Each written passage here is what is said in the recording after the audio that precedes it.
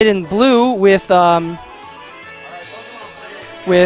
like a Torkoal, Lilligant, Tapu Bulu, Mudsdale, Oranguru, Salamence team, and we've got Robert with a Golisopod, Pheromosa, a Lucario, a Toxapex, a Dragonite, and a Primarina. So David's team looking pretty standard from what we've seen a lot of the time with the After You Lilligant with Chlorophyll getting set up by the Drought Torkoal.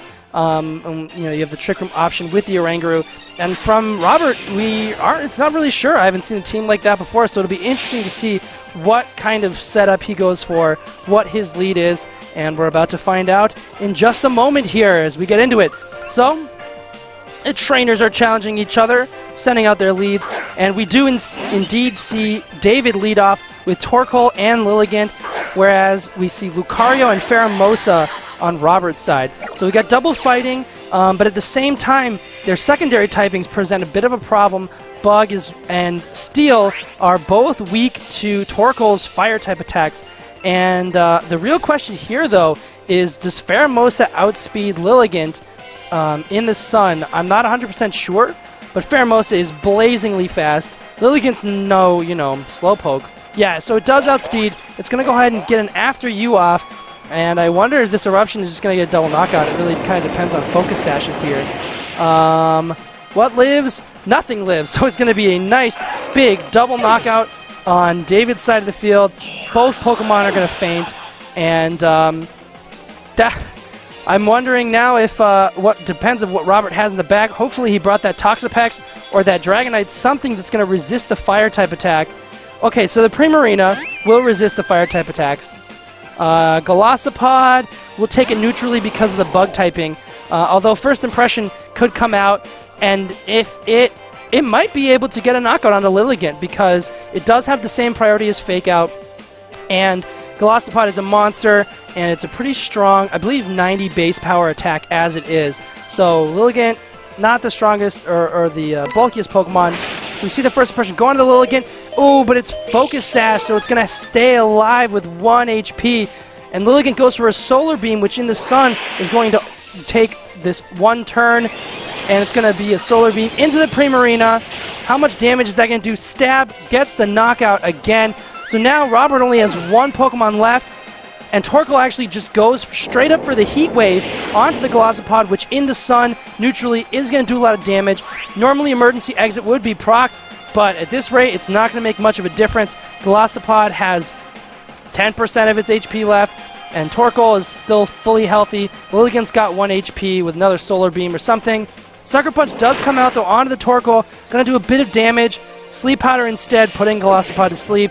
But that's probably going to be the end of the game here if the Heat Wave connects. And even if it doesn't, I don't see a whole lot more that Robert could do. So that was a very quick Game 1 here. And we're going to see these players switch into Game 2. I think Robert is definitely going to have to keep an eye out for Pokemon that are weak to fire. It'd be nice if he had some weather on his side, but he doesn't really have that option.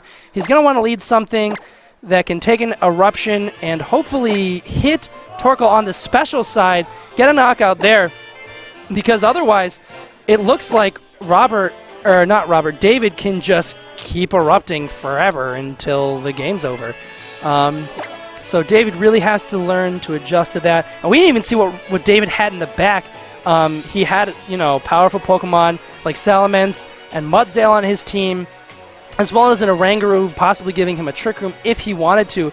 But, yeah, now that he knows that the Pheromosa isn't sashed and isn't faster than the Lilligant, he kind of runs into a problem. Another option would be to lead with Golisopod, go for that First Impression, try and get it down to Focus Sash, and if he has any priority anywhere on his team, he might be able to get that knockout before it can get an After You off, but it doesn't look like it. None of the other Pokemon, except maybe Lucario, have any priority. So David locking in his team pretty quick, I think, knows how he wants to handle that game again. And I think it's going to take Robert a lot more thinking here to get his bearings, but he is ready now. So let's see how he adjusted and whether it's going to be another very quick game or whether we're going to get to see a Game 3 here today in the third round of our VGC Underground Tournament. And just in case you guys forgot, we will have a top 4 today. So, you know, not top 8 because there's not a whole lot of us, but it'll still be a good time. We'll have some competitive matches. We're going to see a Lilligant and a Torkoal again against Golisopod and the Dragonite. Oh, that's right. Dragonite does have the possibility to use Extreme Speed. So if David isn't careful, he could find his Lilligant going down before it even has a chance to get off and after you. However, Torkoal would still then get off an Eruption at that point, which no one would appreciate. We saw how much just a Heat Wave did to Golisopod.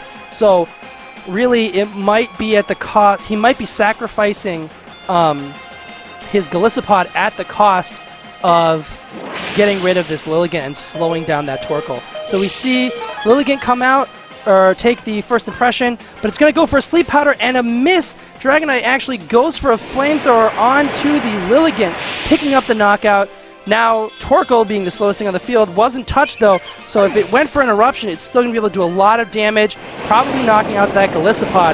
But the Dragonite, if it has Multi-Scale, it resisted, it's going to take it okay.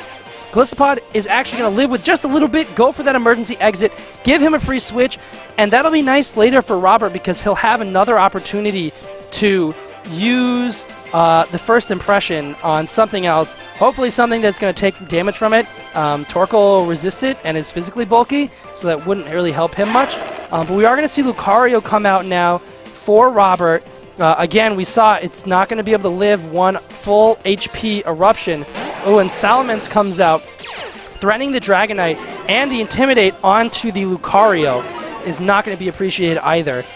And at this point, it really kind of depends on this Dragonite and this Lucario's moveset, because neither of these Pokemon are very standard for VGC 17, let alone any VGC. And so, Torkoal is also physically bulky. Lucario may not be doing a lot of damage to it, but, I mean, stab close combat is still going to hurt. Dragonite might have something to get a knockout, but then you have to contend with the Salamence, which is going to be able to threaten the Dragonite with a super effective Dragon-type attack. And actually, it looks like we're seeing a Z-move now.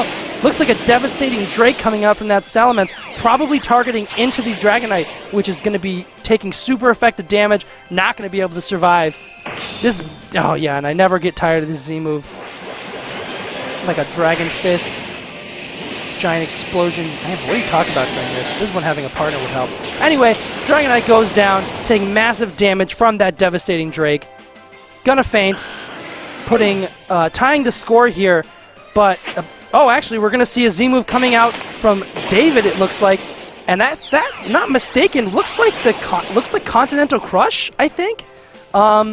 If it's trying to learn all the Z moves, yeah. All right, I guess I'm learning my Z move dances. So Lucario gonna go ahead and gather a whole bunch of rock and drop it all on that Torkoal, but it is physical most likely, and Torkoal is physically bulky, only gonna do about half damage, and it is go for the Heat Wave instead, which might be able to pick up a knockout because it is single target. So now, Robert only has an almost fainted Golisopod, and whatever his fourth Pokemon is, against the Salamence, which is at full health, and a half-health Torkoal. The other problem is that First Impression is not going to do a whole lot to either of these Pokemon. Salamence resisted because of its Flying type, and Torkoal resisted because of its Fire type. So the priority would come in handy, but it may not be enough. Primarina coming out is nice, though. If it does have something like Ice Beam, it can threaten the Salamence and live a Heat Wave well enough. So really maybe protecting that Golisopod and trying to get rid of the faster threats on the field might be a better play. But it's certainly looking pretty bad for Robert, but he definitely adjusted better in this game, showing that he does have the mind for this when he comes prepared. Salamence actually does switch out for Tapu Bulu. Nice little grass type, going to set up the grassy terrain for the entire field, which will do well to heal that Torkoal. And we're going to see the First Impression come out onto the Torkoal. Going to do a little bit more damage, and we see the Moonblast come out. Also, into the Torkoal.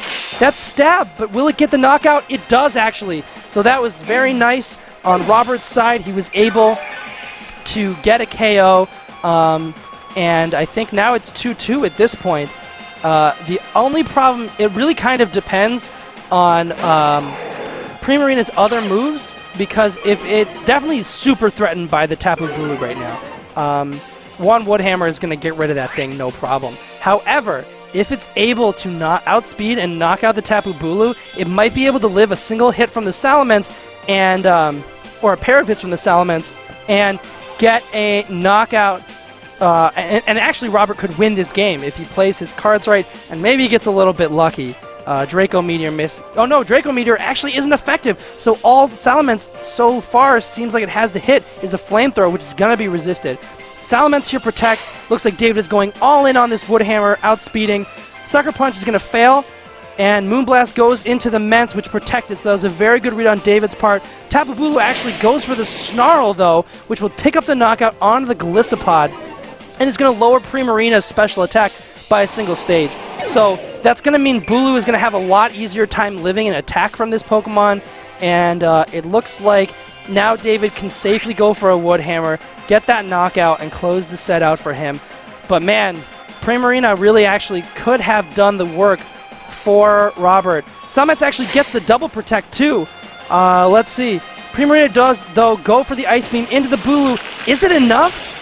No, actually, that wouldn't have been enough if it was at full HP. So Wood Hammer goes off into the Primarina, does get the knockout, and that is going to seal the game up for David, 2-0. And that was actually a pretty good, and I think what was impressive there was Robert played much better the second game once he knew what he had to worry about.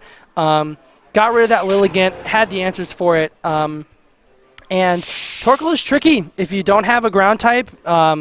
And even then, it's not perfect because it's so physically bulky. So if you don't have a special type Pokemon, ground type Pokemon, or rock type Pokemon, and if you don't have a way to get rid of the sun, it becomes very difficult to deal with. So I think Robert was impressive for getting there, and maybe if it hadn't been a double protect, he could have gotten another. He could have got another knockout, made it a closer game, but both these players played very well going in this round, and we'll have our last round of Swiss coming up for you after everybody else finishes up. Should be a much shorter break this time, so don't go anywhere, and we'll be back in a minute. Many minutes. You can take us away. Cool.